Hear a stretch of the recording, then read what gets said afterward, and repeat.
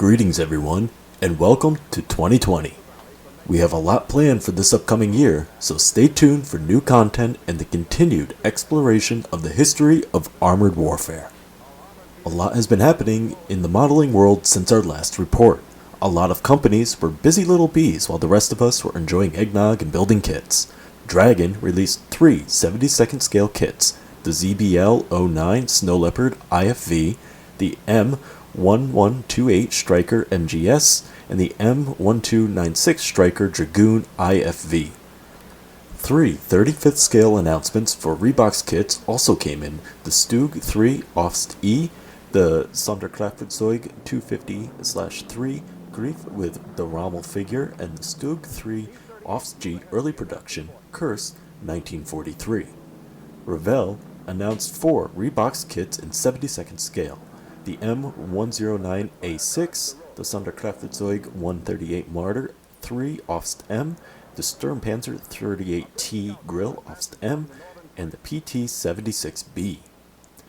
Hobby Boss has 10 announced kits coming up in the 35th scale: a German Flak Panzer 1A with ammo trailer, a Romanian Takam T-60, a Soviet T-60 light tank, a PLA Type 59-1 medium tank, a PLA Type 59-2 medium tank, a Soviet T-54 medium tank, a German Flak Panzer 5 Ost A, a German Panzer Beobachtungswagen 5 Ost A, and the Coyote TSV.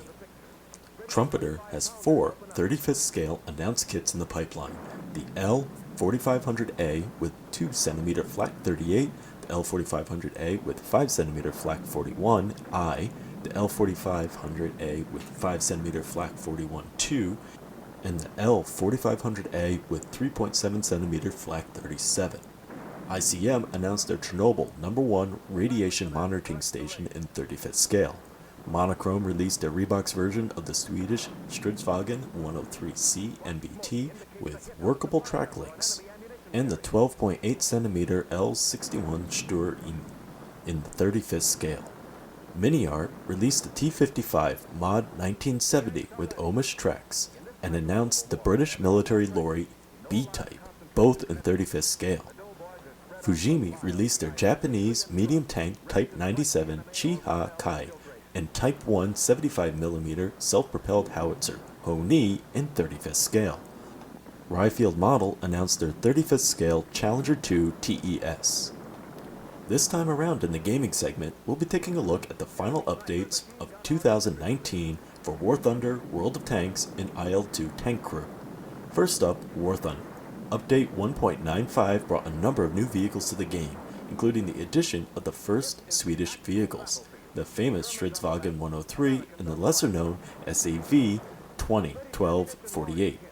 Accompanying them was an M41 variant for the Germans, the Rukat Mark 1D for the British, the Type 90B for the Japanese, the M60A3 TTS for the US, the AML-90 for France, and finally the WZ305 and M42 Duster for the Chinese. Next, World of Tanks and Update 1.7. Only one new vehicle came to the game in this update, the AMR-35, the Tier 2 French light tank in this year's Christmas gift. More importantly, however, the anonymizer was added to the game, allowing a player to randomize their username. The aim is for it to defeat some of the legal but negative modifications that are in use, and to help reduce toxicity amongst the player base on the basis of statistics. How effective it will be in the long run is unknown, but it should hopefully help on the top and bottom percentages of the player base avoid some of the toxicity that they may otherwise experience. Finally, IL-2's update 4.003 brought a host of improvements and changes to the sim. This included improvements to AI vehicles, allowing SPGs and other vehicles with limited gun arcs to traverse their vehicles to face targets, ensuring that ground vehicles move more smoothly when descending hills or stopping and starting their maneuvers. It also brought with it a series of changes to the player-controlled vehicles, adding a turret ventilation sound to those vehicles that were lacking it, and adding techno-chat messages for various vehicle functions to further aid players in understanding of their vehicle's operation. Subcaliber AP rounds are now also affected by spaced armor, while a series of fixes have been applied to the newly added Su-122, ensuring that heat shells can be ranged correctly and that VR players can utilize the commander's sight properly. As always, links to all 3 games' update notes can be found in the video description, where further details about these updates can be found. For our first article, we explored the Stridsvagn 74. This Swedish medium tank was designed to replace the previous medium tank, the Stridsvagn M42. Using the same chassis, this new tank overhaul was to feature a new turret mounting the 7.5cm Evken M36 gun, which was a Swedish anti-aircraft gun. The turret was heavily sloped on all sides and featured Centurion components for the internals, such as sights, the traverse override, the sextant, and more. However, the turret was thinly armored, at most providing 20mm of thickness. The main gun featured a new recoil system and balancing components, and could fire the new APDS rounds. Finally, the heavier turret meant that the chassis had to accommodate more than double the planned tonnage, and as such, the shock absorbers and steering mechanisms were changed.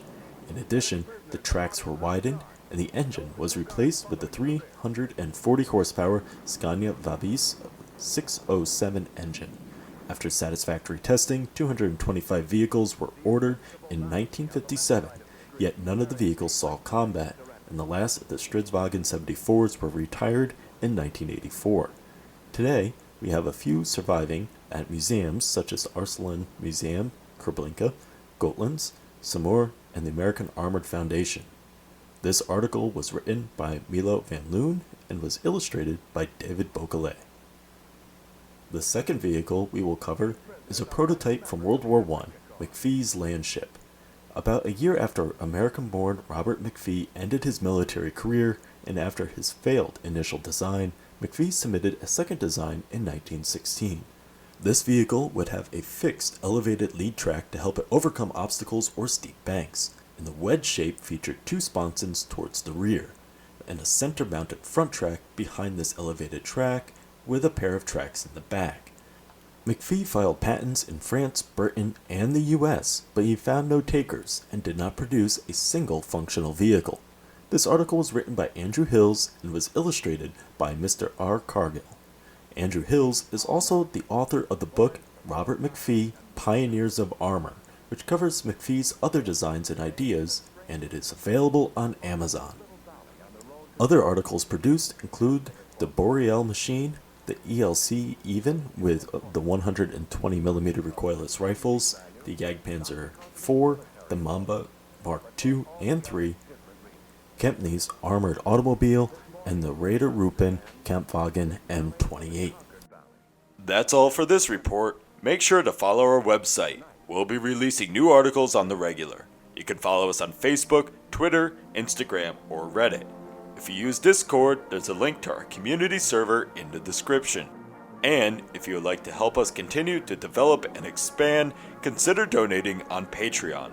All of the funds will be used to help us enhance and design new articles and features for you. I'm Nathaniel, and until next time, keep us in your sights.